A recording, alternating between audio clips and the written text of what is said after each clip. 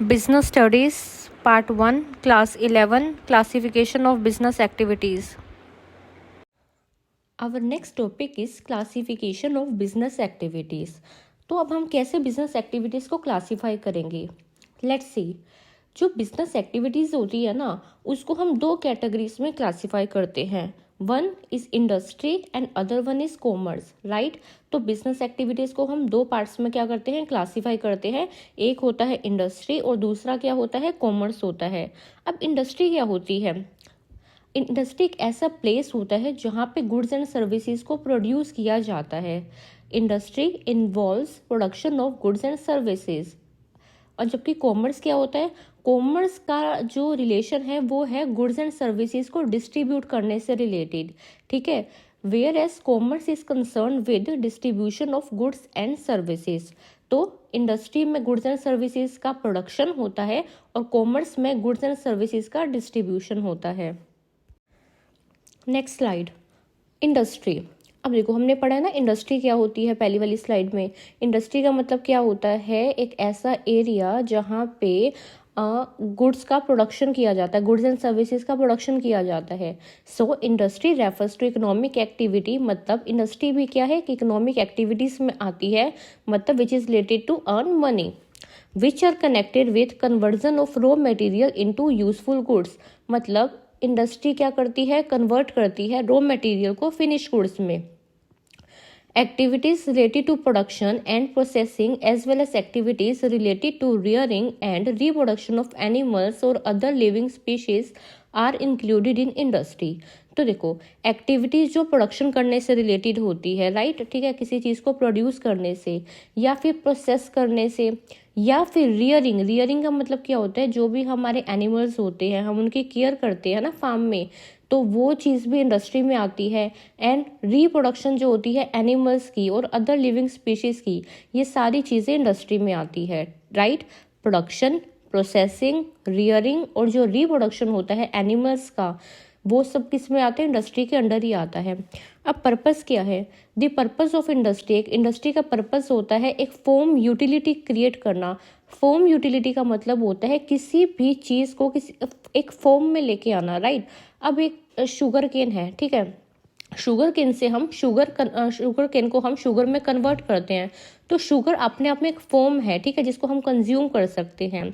तो जो पर्पस होता है इंडस्ट्री का वो क्या होता है, फॉर्म यूटिलिटी को क्रिएट करना. अब फॉर्म में कैसे आएगा कोई चीज़, जब हम उसका कन्वर्जन करेंगे, जब हम रॉ मटेरियल को कन्वर्ट करेंगे यूजफुल फॉर्म में, राइट, और उसको फिनिश प्रोडक्ट्स बनाएंगे.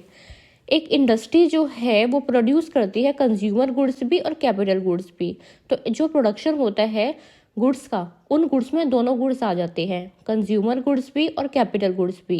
कंज्यूमर गुड्स कौन से होते हैं, कंज्यूमर गुड्स वो गुड्स होते हैं जो कंज्यूमर डायरेक्टली कंज्यूम करता है. जैसे कि ब्रेड वो डायरेक्ट कंज्यूम कर जाएगा, उसमें किसी भी तरीके की कोई प्रोसेसिंग नहीं होगी. बटर कंज्यूमर लेके आएगा और बटर खुद कंज्यूम करेगा. क्लोथ को डायरेक्ट वो कंज्यूम करेगा. तो इसको क्या बोलते हैं, कंज्यूमर गुड्स बोलते हैं. अब कैपिटल गुड्स कौन से गुड्स होते हैं, कैपिटल गुड्स वो गुड्स होते हैं जिन गुड्स को आगे फर्दर प्रोडक्शन में हम यूज करते हैं, राइट. For example machinery. अब मशीनरी भी एक क्या है, एक फॉर्म में है, राइट, एक फिनिश प्रोडक्ट्स है, बट इसको हम फर्दर प्रोडक्शन में यूज कर रहे हैं, तो इसको कैपिटल गुड हम बोलेंगे. सीमेंट भी क्या है, कैपिटल गुड है, इसको भी हम आगे फर्दर प्रोडक्शन में यूज करते हैं. तो इंडस्ट्री में जिन गुड्स का प्रोडक्शन किया जाता है उन गुड्स में दोनों गुड्स आ जाते हैं, कंज्यूमर गुड्स भी और कैपिटल गुड्स भी. अब इस इमेज में देखो, स्टार्टिंग में क्या है, शुगर केन को क्या किया गया, हार्वेस्ट किया गया. हार्वेस्ट क्या होता है, हार्वेस्ट में फार्मर्स जो होते हैं इसको फार्म से कलेक्ट करके लाते हैं, राइट. उसके बाद हमने क्या किया, इसका ट्रांसपोर्टेशन कर दिया. अब ये ट्रांसपोर्ट होके कहाँ पे आ गई, इंडस्ट्री में आ गई. इंडस्ट्री में जो है इसका जूस एक्सट्रैक्ट किया गया है, जूस निकाला गया, राइट. उसके बाद इवेपोरेशन प्रोसीजर इस पे लगाया गया. इवेपोरेटेड में क्या होगा, जो भी ये जूस निकल के आया है, हाँ, इसको हम क्या करते हैं, बॉईल करते हैं. हीटिंग प्रोसीजर इस पे हम अप्लाई करते हैं. उसके बाद जो भी हीटिंग प्रोसीजर के बाद जो जूस पेंडिंग रह गया उसको हम ये सेंट्रीफ्यूज मशीन्स में डाल देते हैं. इसमें क्या होगा, इसमें जो मशीन्स होती है इतनी तेज़ी से घूमती है कि इसमें जो लिक्विड पार्टिकल्स होते हैं और जो सॉलिड पार्टिकल्स होते हैं वो अलग अलग हो जाते हैं। अब सेंट्रीफ्यूज के बाद ये जाएगी रिफाइनिंग प्रोसेस में। रिफाइनिंग में क्या होगा, रिफाइनिंग में जो भी इम्प्योरिटीज़ है, ठीक है, जो भी डस्ट है उस शुगर में, वो क्या हो जाएगी, वो क्लीन हो जाएगी, ठीक है, वो सेपरेट हो जाएगी। उसके बाद ये क्या हो जाएगा, शुगर प्रोडक्ट्स बन जाएंगे। ठीक है, ये क्लियर हो गया। इस तरीके से जो शुगर केन है वो शुगर में कन्वर्ट की जाती है।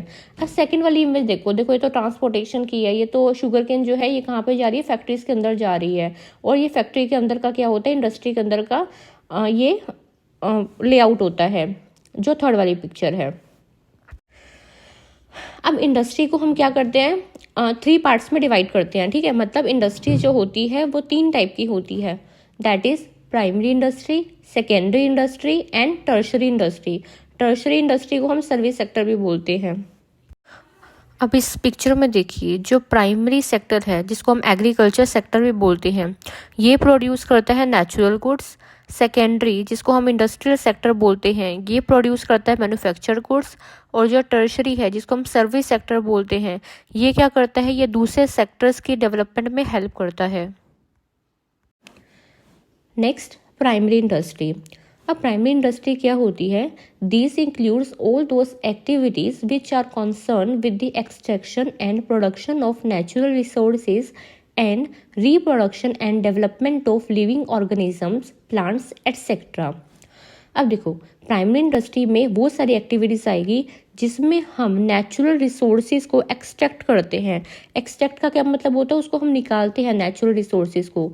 फॉर एग्जाम्पल, कोल जो होता है, कोल को हम कैसे लैंड में से निकालते हैं, ठीक है, लैंड को अंदर तक डिग करके।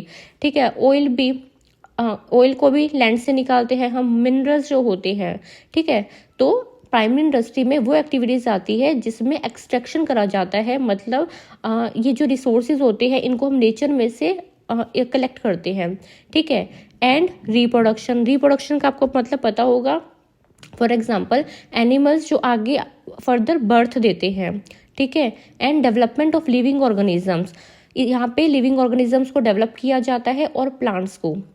एग्जाम्पल कौन सा आएगा एक्सट्रैक्शन का, जैसे कि कोल, ऑयल, मिनरल्स। ये सारे जो रिसोर्सेज होते हैं ये हमें लैंड से तो मिलते हैं, हम इसको लैंड से ही क्या करते हैं, एक्सट्रैक्ट करते हैं, लैंड को डिग करके अंदर तक। ठीक है, फिर क्या होता है, हमें कोल, ऑयल एंड मिनरल्स जो है वो हम मिलते हैं। अब प्राइमरी इंडस्ट्री जो होती है वो डिवाइडेड होती है, एक होती है एक्सट्रैक्टिव इंडस्ट्री, एक होती है जेनेटिक इंडस्ट्री। अब देखो, एक्सट्रैक्टिव नाम से पता चल रहा है जिसमें हम जो रिसोर्सेज होते हैं, नेचुरल रिसोर्सेज होते हैं, ठीक है, उसको हम नेचर से एक्सट्रैक्ट करते हैं। सो दिस इंडस्ट्री एक्सट्रैक्ट और draw products from natural resources. तो इस इंडस्ट्रीज में हम एक्सट्रैक्ट करते हैं प्रोडक्ट्स को नेचुरल रिसोर्सेज से। एक्सट्रैक्टिव इंडस्ट्री जो है वो सप्लाई करती है raw material that are mostly products of geographical और नेचुरल एनवायरनमेंट। देखो, वही बात आ गई ना कि जो एक्सट्रैक्टिव इंडस्ट्री जो है वो हमें ऐसे रॉ मटेरियल सप्लाई करती है जो हमें नेचुरल एनवायरनमेंट से मिलते हैं, मतलब कि जो रिसोर्सेज हमें नेचर से मिलते हैं, ठीक है, वो एक्सट्रैक्टिव इंडस्ट्री हमें देती है। फॉर एग्जाम्पल, अब एक्सट्रैक्टिव इंडस्ट्री के एग्जाम्पल क्या है, एग्रीकल्चर से हमें क्रॉप्स मिलती हैं, माइनिंग से मिनरल्स मिलते हैं, फॉरेस्ट्री से हमें वुड मिलती है, फिशिंग से फिश मिलती है। ठीक है, ये सारे एग्जाम्पल्स किसके हैं, एक्सट्रैक्शन बिजनेस के हैं, क्योंकि ये जितने भी रिसोर्सेज हैं ये हमें नेचर से मिल रहे हैं, हमारे नेचुरल और ज्योग्राफिकल एनवायरनमेंट से मिल रहे हैं। फिर आता है जेनेटिक इंडस्ट्री। अब जेनेटिक इंडस्ट्री कौन सी होती है, A genetic industry is the one that deals with the upbringing and breeding of living organisms such as bird, plants and animals.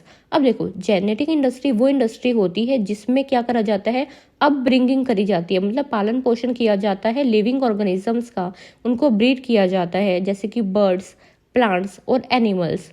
ठीक है, The genetic industry encompasses a wide range of activities such as dairy farming, poultry farming, plant nursery production, pond fish farming.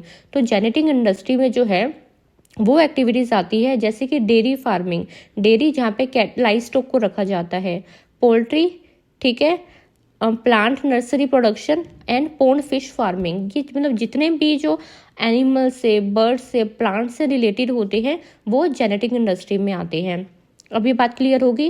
देखो, primary industry वो industry होती है जिसमें हम क्या करते हैं, नेचुरल रिसोर्सेज को लेते हैं, ठीक है, उनको एक्सट्रैक्ट करते हैं।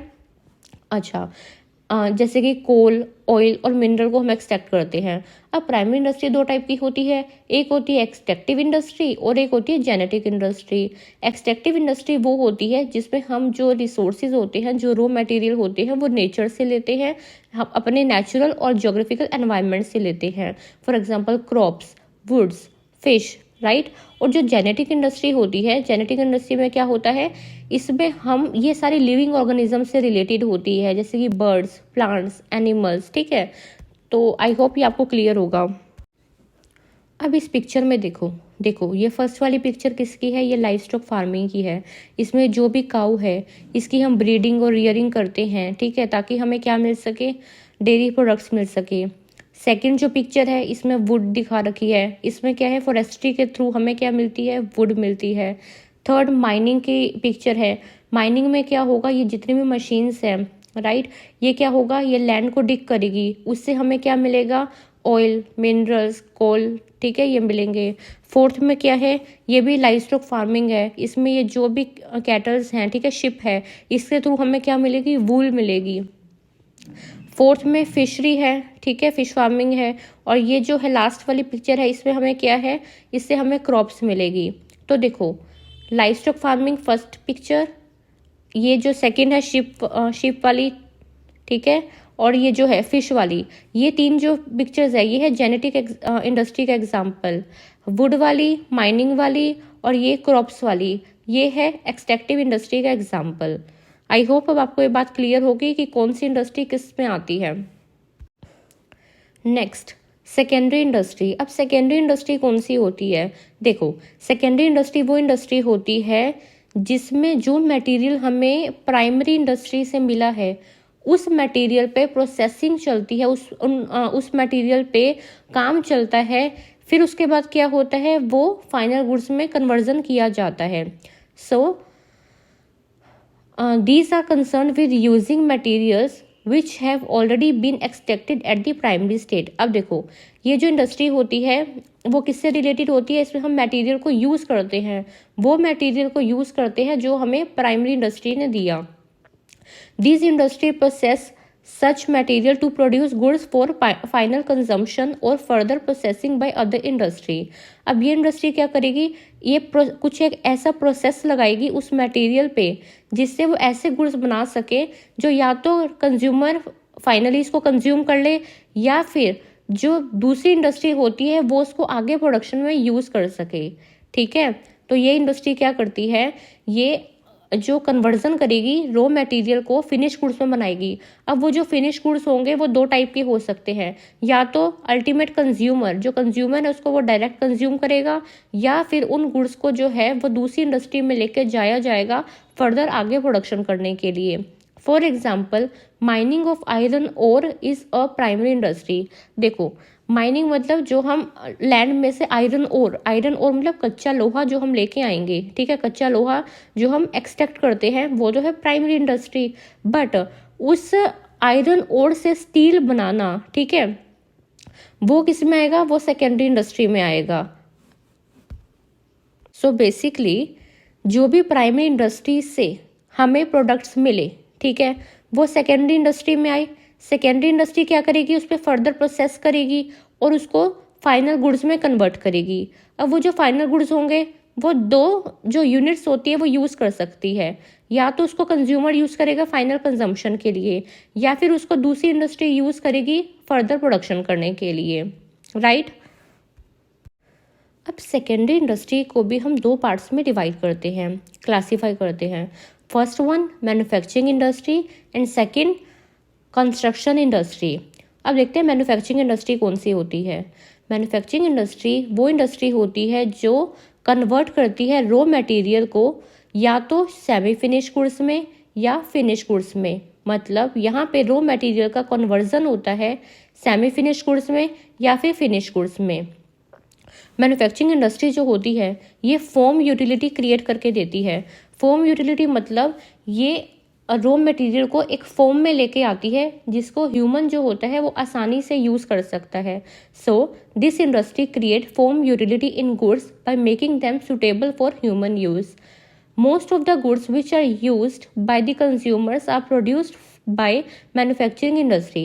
तो बहुत से गुड्स जो कंज्यूमर अपनी डेली लाइफ में यूज़ करता है वो हमें कहाँ से मिलते हैं, वो मैन्युफैक्चरिंग इंडस्ट्री से ही हमें मिलते हैं. मैक्सिमम गुड्स जो हमारे घर में मिलते हैं वो हमें कहाँ से, वो हमें मैन्युफैक्चरिंग इंडस्ट्री से ही मिलते हैं.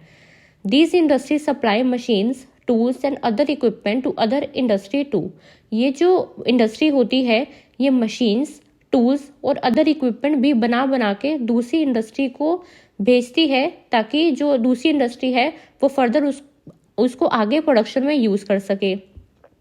मैन्युफैक्चरिंग इंडस्ट्री जो है उसको भी हम आगे फर्दर 4 पार्ट्स में डिवाइड करते हैं. First analytical industry, second processing industry, third synthetical industry and fourth assembly industry. पहला आता है एनालिटिकल इंडस्ट्री. अब एनालिटिकल इंडस्ट्री कौन सी होती है? देखो, in this industry a product is analyzed and many products are received as final products. देखो, इस इंडस्ट्री में क्या होता है, कोई भी प्रोडक्ट हमें मिल गया उसको क्या होगा, उसको ये इंडस्ट्री पहले एनालाइज करेगी. एनालाइज मतलब अच्छे से देखेगी, उसको क्या करेगी, उसको एनालाइज करेगी, उसको टुकड़ों में जो है वो करके देखेगी और उससे काफ़ी प्रोडक्ट्स बनाएगी as a final products. Example से क्लियर करते हैं. फॉर एग्जाम्पल जो क्रूड ऑयल होते हैं, क्रूड ऑयल का मतलब जो कच्चा तेल हमें मिलता है, ठीक है, अगर हम उसको एनालाइज करें, आगे डिवाइड करें तो उससे हमें कौन कौन से फाइनल प्रोडक्ट्स मिल सकते हैं. तो देखो, क्रूड ऑयल से हमें कैरोसिन, पेट्रोल, गैस और डीजल ये सारे प्रोडक्ट्स मिलते हैं. राइट. तो एनालिटिकल इंडस्ट्री वो इंडस्ट्री होती है जो एक प्रोडक्ट को जो है वो अलग अलग पार्ट्स में डिवाइड कर देती है. ठीक है, और वो जो अलग अलग पार्ट्स होते हैं वो फाइनल प्रोडक्ट्स बनते हैं. फॉर एग्जांपल जो क्रूड ऑयल होता है, क्रूड ऑयल क्या है, ये एक पर्टिकुलर अपने आप में एक प्रोडक्ट है, कच्चा तेल. अब कच्चा तेल को अगर हम एनालाइज करेंगे तो कच्चे तेल को जब हम प्रोसेस करते हैं तो इससे हमें kerosene, petrol, gas and diesel ये सारी चीज़ें मिलती हैं. नेक्स्ट आता है processing industry. In this industry, product pass through various processes to become a final product. देखो, प्रोसेसिंग इंडस्ट्री वो इंडस्ट्री होती है जो आगे प्रोसेसिंग का प्रोसीजर जो है वो यूज़ करती है. इस इंडस्ट्री में एक जो पर्टिकुलर प्रोडक्ट होता है उसको काफ़ी सारी स्टेजेस, काफ़ी सारे प्रोसेस से पास होना पड़ता है ताकि वो एक फाइनल प्रोडक्ट बन सके. The finished products of one process became the raw material of the receiving process and soon the final process produce the finished goods. तो देखो, ये बोल रहा है मान लो 3 जो है हमारे पास क्या है, स्टेज है. फर्स्ट स्टेज में हमने क्या डाला, रॉ मटेरियल डाला. अब उस स्टेज से जो फिनिश गुड्स बन के निकलेगा वो सेकंड स्टेज के लिए रॉ मटेरियल का काम करेगा और जो सेकंड स्टेज से फिनिश गुड्स बन के निकलेगा वो थर्ड स्टेज के लिए रॉ मटेरियल का काम करेगा. तो बस यही इसमें बता रखा है कि जो फिनिश प्रोडक्ट होता है वन प्रोसेस का वो दूसरी वाली स्टेज के लिए रॉ मटेरियल बनता है और जो दूसरी वाली स्टेज का फाइनल प्रोडक्ट होता है वो जो लास्ट स्टेज है उसका क्या है, फिनिश प्रोडक्ट बनता है. In case of cotton textile, cotton passes through ginning, weaving, dyeing, processing to become cloth. तो देखो, अगर हम कॉटन टेक्सटाइल इंडस्ट्री का एग्जांपल लेते हैं तो कॉटन जो होती है उसको काफ़ी सारी स्टेजेस से पास होना पड़ता है क्लॉथ बनने के लिए. अब कॉटन जो है उसको क्या करेंगे, हम गिनिंग करेंगे, फिर वीविंग करेंगे, डाइंग करेंगे, उसके बाद जो है क्लॉथ बन के आएगा. ठीक है, तो इसमें क्या हो गया, पूरा प्रोसेस जो है वो इन्वॉल्व हो गया. शुगर इंडस्ट्री और जो पेपर इंडस्ट्री होते हैं वो भी प्रोसेसिंग इंडस्ट्री के क्या होते हैं, एग्जाम्पल होते हैं. अब शुगर इंडस्ट्री आपने देख ही लिया होगा, मैंने आपको पहले जो पिक्चर थी उसमें बताया था कि जो शुगर इंडस्ट्री में होता है वो शुगर केन से शुगर तक जाने में कितने सारे प्रोसेस जो है वो इन्वॉल्व होते हैं. तो वो प्रोसेसिंग इंडस्ट्री का ही क्या था, एग्जाम्पल था. थर्ड आता है हमारे पास सिंथेटिक इंडस्ट्री. अब सिंथेटिक इंडस्ट्री क्या होती है, ये वो इंडस्ट्री होती है जिसमें काफ़ी सारे रॉ मटेरियल को इकट्ठा लाया जाता है सिर्फ एक फाइनल प्रोडक्ट्स बनाने के लिए. ठीक है, सो इन दिस इंडस्ट्री मैंने काफ़ी सारे raw material are bought together in manufacturing process to make a final product. तो काफ़ी सारे रॉ मटेरियल को आपस में इकट्ठा किया जाता है, ठीक है, ताकि एक फाइनल प्रोडक्ट बन सके। अब एग्जाम्पल देखो, in manufacturing cement, rocks, gypsum, coal etcetera are required. तो सीमेंट को बनाने में हमें क्या क्या चाहिए होता है? हमें रॉक, छोटे छोटे पत्थर चाहिए होते हैं, जिप्सम चाहिए होता है, कोल चाहिए होता है। Soap making, paints are other example of synthetic industry. तो बेसिकली सिंथेटिक इंडस्ट्री वो होती है जिसमें काफ़ी सारे रॉ मटेरियल को इकट्ठा किया जाता है सिर्फ एक फाइनल प्रोडक्ट बनाने के लिए। रॉक, जिप्सम, कोल, ये अलग अलग रॉ मटेरियल हो गए, इन सबको इकट्ठा किया जाएगा सिर्फ एक सीमेंट बनाने के लिए। फोर्थ आती है असेंबली इंडस्ट्री। असेंबलिंग इंडस्ट्री कौन सी इंडस्ट्री होती है? It assemble different components parts to make a new product as in the case of television, car, computer, ठीक है। तो इन असेंबलिंग इंडस्ट्री में क्या किया जाता है? जो अलग अलग कंपोनेंट्स होते हैं उसको असेंबल किया जाता है। असेंबल का मतलब क्या होता है? कलेक्ट, इकट्ठा किया जाता है। तो जब हम अलग अलग कंपोनेंट्स को इकट्ठा करेंगे उससे हम क्या करेंगे? एक न्यू प्रोडक्ट बनाएंगे। फॉर एग्जाम्पल कार के केस में हम क्या करेंगे? सीट्स, स्टील, व्हील्स, राइट, ये सारी चीज़ें इकट्ठे करके क्या बनेंगे? ये कंपोनेंट हो जाएंगे और कंपोनेंट से क्या बनेगी? कार बनेगी। तो बेसिकली असेंबलिंग इंडस्ट्री में अलग अलग कंपोनेंट्स को इकट्ठा करके हम एक न्यू प्रोडक्ट बनाते हैं। अब आता है construction industry. These industries are involved in the construction of building, dams, bridges, roads as well as tunnels and canals. अब कंस्ट्रक्शन इंडस्ट्री वो इंडस्ट्री होती है जो कंस्ट्रक्शन के काम में इन्वॉल्व होती है, चाहे बिल्डिंग बनाने का काम हो, डैम का, ब्रिजेस, रोड्स बनाने का काम हो, ये सारा कंस्ट्रक्शन इंडस्ट्री में आता है। ये जो इंडस्ट्री होती है ये एंगेज होती है in the creation of infrastructure for smooth development of the economy.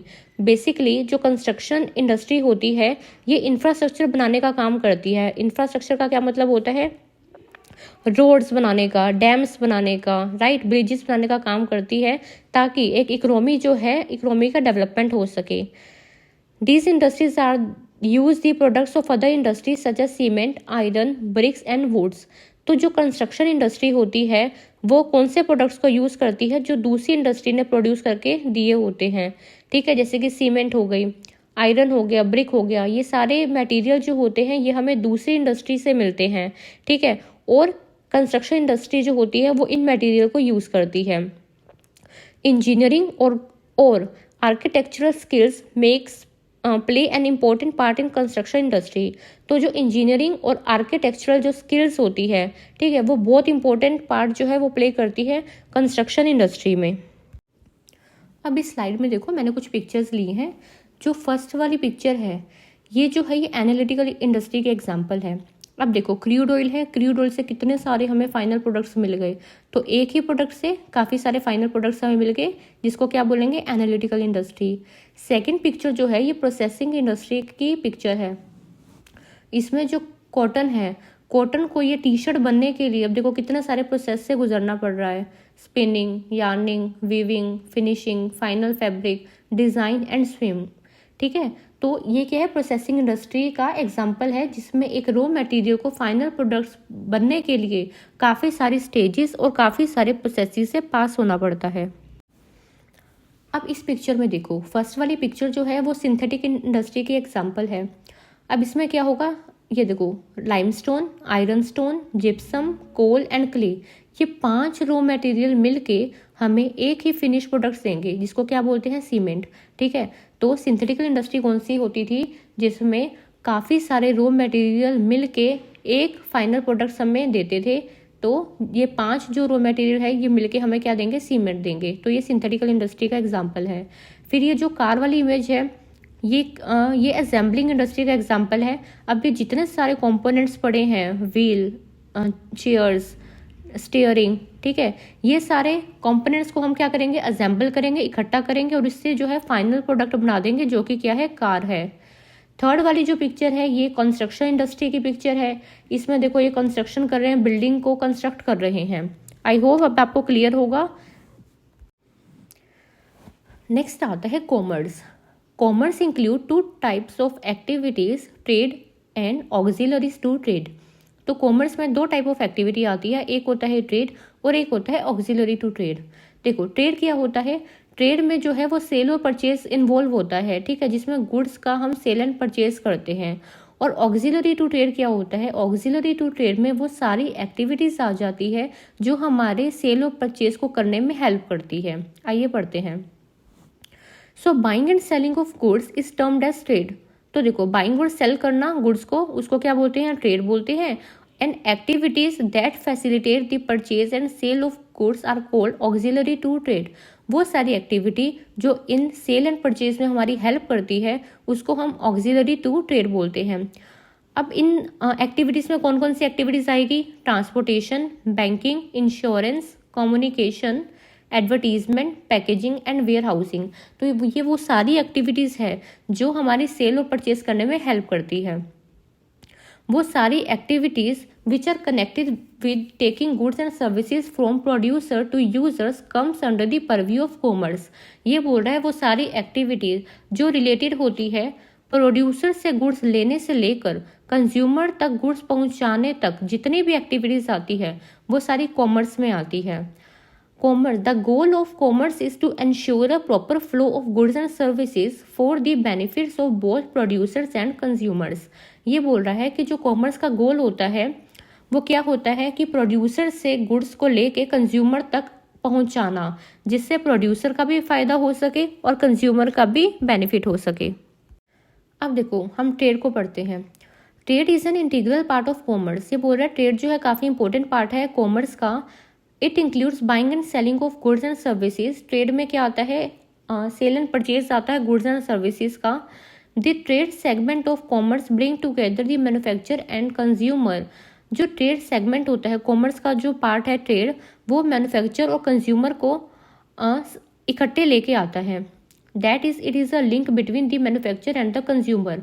तो ट्रेड जो होता है वो मैन्युफैक्चर और कंज्यूमर को लिंक करता है, उनको जोड़ता है।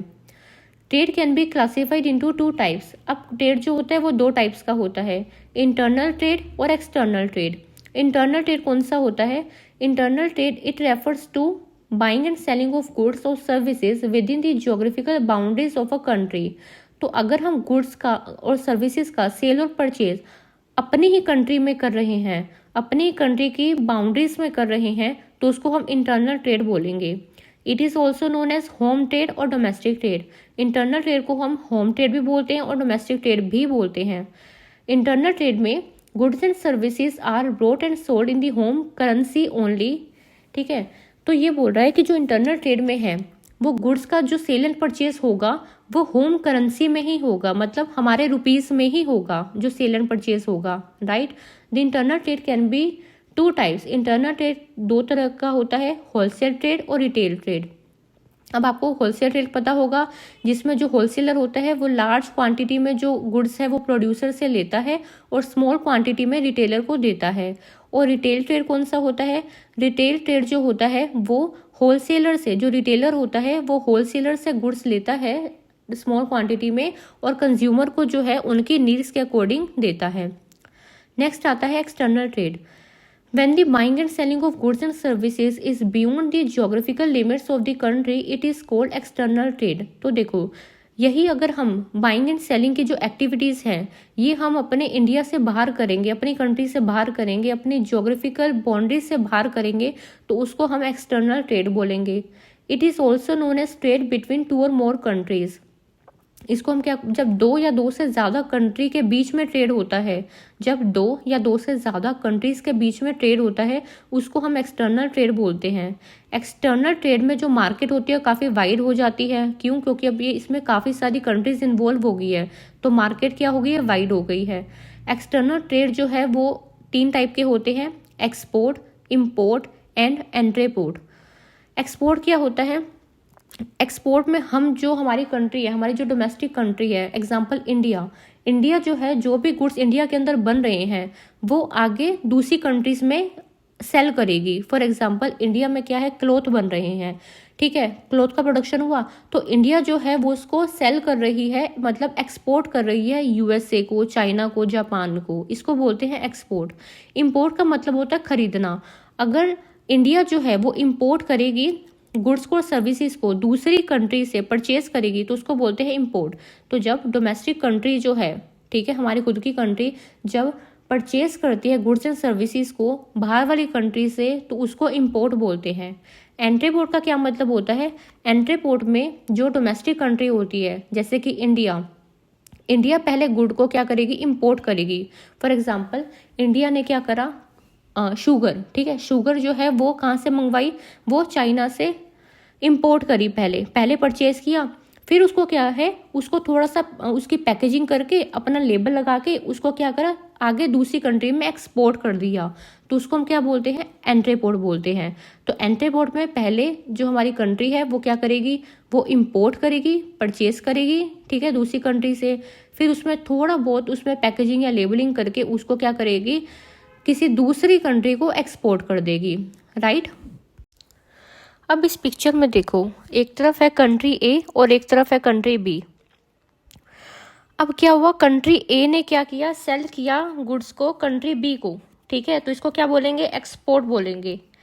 नेक्स्ट में कंट्री ए जो है वो परचेज कर रही है कंट्री बी से, तो इसको हम इंपोर्ट बोलेंगे। फिर आता है एंट्री पोर्ट। इसमें क्या होगा कि कंट्री ए पहले क्या करेगी? कंट्री बी से परचेज कर रही है, ठीक है, गुड्स को, फिर जो परचेज करे हुए गुड्स है उसको कंट्री सी को एक्सपोर्ट कर रही है, मतलब सेल कर रही है, तो इसको हम बोलेंगे एंट्री पोर्ट।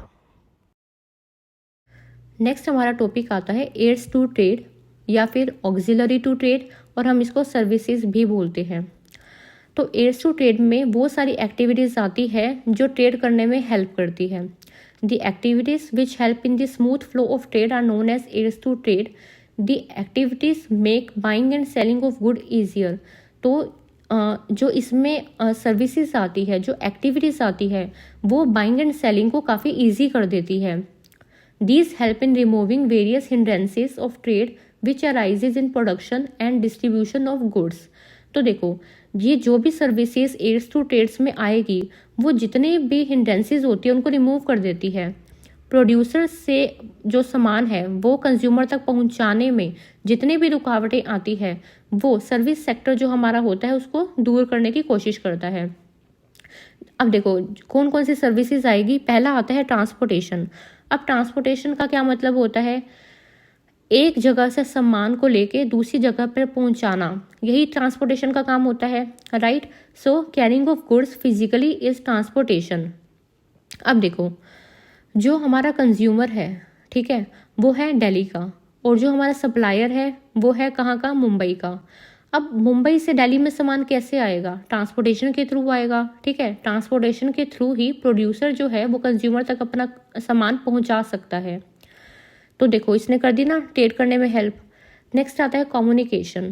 कम्युनिकेशन में क्या होता है? इंफॉर्मेशन का एक्सचेंज होता है, ठीक है, प्रोड्यूसर से कंज्यूमर तक। Exchange of information with each other through postal and telecommunication. अब देखो, प्रोड्यूसर ने एक प्रोडक्ट बनाया, ठीक है, अब उस प्रोडक्ट को कैसे यूज़ करना है वो कंज्यूमर को कैसे पता चलेगा, ठीक है। उसके लिए प्रोड्यूसर जो है अपने प्रोडक्ट पे एक लेबल पेस्ट करेगा, ठीक है, कि इस पर्टिकुलर प्रोडक्ट को ऐसे ऐसे यूज़ किया जाता है। फिर वो प्रोडक्ट जब कंज्यूमर के पास जाएगा, ठीक है, तो कंज्यूमर देख पाएगा कि इस प्रोडक्ट को ऐसे यूज़ करता है और उसके अकॉर्डिंग वो यूज़ करेगा प्रोडक्ट को। सो हो गया ना इन्फॉर्मेशन का एक्सचेंज। प्रोड्यूसर को जो बात कंज्यूमर तक पहुंचानी थी वो कम्युनिकेशन की हेल्प से वो पहुंचा पाया। नेक्स्ट आता है बैंकिंग। अब बैंकिंग में क्या होगा? Arranging money and making payment to the seller through banks and other sources. अब कंज्यूमर ने कोई सामान परचेज किया सप्लायर से, ठीक है, अब सप्लायर कहाँ का है? मुंबई का है, और कंज्यूमर कहाँ का है? दिल्ली का है। अब कंज्यूमर को पेमेंट करनी है तो वो कैसे करेगा? ठीक है, आरटीजीएस, एनईएफटी, ठीक है, या फिर डिजिटल तरीके से वो पेमेंट करेगा। तो बैंकिंग भी काफ़ी इंपॉर्टेंट रोल प्ले करता है, ठीक है। नेक्स्ट आता है इंश्योरेंस। इंश्योरेंस क्या करता है? रिस्क को कवर करता है। अब प्रोड्यूसर से कंज्यूमर तक सामान जाएगा, ठीक है, तो रिस्क भी होता है, कभी वो सामान जो है वो डैमेज ना हो जाए, तो उसके लिए प्रोड्यूसर क्या है? उसका इंश्योरेंस करवा देगा, ठीक है, जिससे अगर कोई लॉस भी होता है तो उसका कंपनसेशन प्रोड्यूसर को मिल जाएगा। सो इंश्योरेंस क्या करता है? कवरिंग रिस्क ऑफ डैमेज और loss of goods in transit. Goods in transit का मतलब होता है जब रास्ते में गुड्स होते हैं, ठीक है, तो अगर उनको किसी भी तरह का डैमेज होता है या लॉस होता है तो इंश्योरेंस कंपनी उसका क्या है? उस लॉस को कवर करके देगी। Next warehousing. अब वेयर हाउसिंग का क्या काम होता है? वेयर हाउसिंग का काम होता है स्टोर करके रखना गुड्स को, ठीक है। Systematic storage of goods once the goods are received is warehousing. Advertising क्या करता है? एडवर्टाइजिंग एनहांस करता है knowledge of customer about the product available in the market. तो एडवर्टाइजिंग का फंक्शन ये होता है कस्टमर को नॉलेज देना कि कौन से प्रोडक्ट जो है वो मार्केट में अवेलेबल है, and with the help of this knowledge a customer takes decision. और इसी नॉलेज के हेल्प से ही कस्टमर डिसीजन ले सकता है कि मुझे अगर ये 4 प्रोडक्ट मार्केट में अवेलेबल है तो पर्टिकुलर प्रोडक्ट परचेज करना है, राइट। सो एडवर्टाइजिंग जो होती है वो नॉलेज देता है कस्टमर को कि कौन कौन से प्रोडक्ट्स जो है वो मार्केट में अवेलेबल है, और इस नॉलेज की हेल्प से ही कस्टमर जो है वो डिसीजन ले पाता है कि मुझे ये पर्टिकुलर प्रोडक्ट परचेज करना है। अब ये एक कॉम्प्रिहेंसिव चार्ट है बिजनेस एक्टिविटीज़ का। अब बिजनेस को हम 2 पार्ट में बाइफरकेट करते हैं, इंडस्ट्री एंड कॉमर्स। इंडस्ट्री में आएगी आपकी प्राइमरी इंडस्ट्री, सेकेंडरी और टर्शरी। प्राइमरी को हम एग्रीकल्चर सेक्टर बोलते हैं, सेकेंडरी को हम मैन्युफैक्चरिंग सेक्टर बोलते हैं, और टर्शरी जो होता है हमारा सर्विस सेक्टर होता है। प्राइमरी इंडस्ट्री जो होती है ये नेचुरल रिसोर्सेज से रिलेटेड होती है, प्रोडक्शन ऑफ नेचुरल रिसोर्सेज। अब इसमें एक होती है एक्सट्रैक्टिव इंडस्ट्री और एक होती है जेनेटिक। एक्सट्रैक्टिव इंडस्ट्री वो इंडस्ट्री होती है जो नेचुरल रिसोर्सेज को एक्सट्रैक्ट करने का काम करती है। जेनेटिक इंडस्ट्री जो होती है वो लिविंग ऑर्गेनिज्म से रिलेटेड होती है, बर्ड्स, प्लांट्स, एनिमल्स। इसमें dairy farming, poultry, plant nursery और पॉन्ड फिशिंग आ जाती है। सेकेंडरी इंडस्ट्री भी हमारी 2 टाइप की होती है, मैन्युफैक्चरिंग इंडस्ट्री और कंस्ट्रक्शन इंडस्ट्री। मैन्युफैक्चरिंग इंडस्ट्री वो होती है जो फिनिश रॉ मटेरियल को फिनिश गुड्स में कन्वर्ट करने का काम करती है, और कंस्ट्रक्शन इंडस्ट्रीज वो होती है जो कंस्ट्रक्शन का काम करती है, जो इंफ्रास्ट्रक्चर को बनाती है। मैन्युफैक्चरिंग में फर्स्ट आता है एनालिटिकल। एनालिटिकल इंडस्ट्री वो होती है जो एक प्रोडक्ट को एनालाइज करती है और उससे काफ़ी सारे फिनिश्ड प्रोडक्ट्स बनाती है। सिंथेटिकल इंडस्ट्री वो होती है जिसमें काफ़ी सारे रॉ मटेरियल बन के एक फाइनल प्रोडक्ट बनता है। प्रोसेसिंग इंडस्ट्री जो होती है वो काफ़ी सारी स्टेजेस में इन्वॉल्व होती है। असेंबलिंग इंडस्ट्री में काफ़ी सारे कंपोनेंट्स को हम असेंबल करते हैं, कलेक्ट करते हैं और फिर फाइनल प्रोडक्ट्स बनाते हैं। नेक्स्ट आता है कॉमर्स। कॉमर्स भी 2 पार्ट में डिवाइड होता है, एक होता है ट्रेड और एक होता है ऑक्सिलरी टू ट्रेड। ट्रेड में आपकी बाइंग एंड सेलिंग वाली एक्टिविटीज़ आएगी, और वो एक्टिविटीज़ जो हेल्प करती है बाइंग एंड सेलिंग में उसको हम ऑक्सिलरी टू ट्रेड बोलते हैं। ट्रेड हमारा 2 टाइप का होता है, internal and external. Internal trade वो होता है जो विद इन दी हमारी कंट्री में होता है। एक्सटर्नल ट्रेड वो होता है जो हमारी बियॉन्ड दी नेशनल बाउंड्रीज होता है, मतलब आउटसाइड दी कंट्री होता है। इंटरनल ट्रेड में 2 आते हैं, होलसेल एंड रिटेल। होलसेल में क्या होता है? होलसेल में होलसेलर प्रोड्यूसर से गुड्स लेता है लार्ज क्वांटिटी में और उसको रिटेलर को सोल्व करता है। और रिटेलिंग में क्या होता है? रिटेलर जो होता है वो होलसेलर से परचेज करता है और कंज्यूमर को सेल करता है। एक्सटर्नल में आपके 3 पार्ट्स आते हैं, import, export and entrepreneur. Import जब हमारी खुद की कंट्री बाहर से कोई गुड्स को परचेज करती है उसको इंपोर्ट बोलते हैं। एक्सपोर्ट जब हमारी डोमेस्टिक कंट्री बाहर गुड्स सेल करती है दूसरी कंट्री में उसको एक्सपोर्ट बोलते हैं। एंटरप्रेन्योर इसमें एक कंट्री पहले गुड्स को इंपोर्ट करती है फिर उसको दूसरी कंट्री को एक्सपोर्ट करती है। ऑक्सिलरी टू ट्रेड में आपकी सर्विसेज आ जाती है। सर्विस सेक्टर होता है जिसमें ट्रांसपोर्टेशन आ जाएगा, जो गुड्स को एक जगह से लेके दूसरी जगह पे लेके जाता है। वेयर हाउसिंग गुड्स को स्टोर करने का काम करता है। इंश्योरेंस में हम जो भी गुड्स हमारे ट्रांजिट में है, जो रास्ते में है, उनको डैमेज ना हो जाए, हमारे गुड्स को लॉस ना हो जाए, उसके लिए हम इंश्योरेंस करवाते हैं, जिसमें अगर गुड्स को कोई भी लॉस होता है तो इंश्योरेंस कंपनी क्लेम करके देती है। बैंकिंग और फाइनेंस जो है ये हमें सर्विसेज देता है जो काफ़ी हेल्प करती है प्रोड्यूसर एंड कंज्यूमर की। एडवर्टाइजिंग जो होता है ये कस्टमर को नॉलेज देता है कि कौन से प्रोडक्ट्स हमारे मार्केट में अवेलेबल है।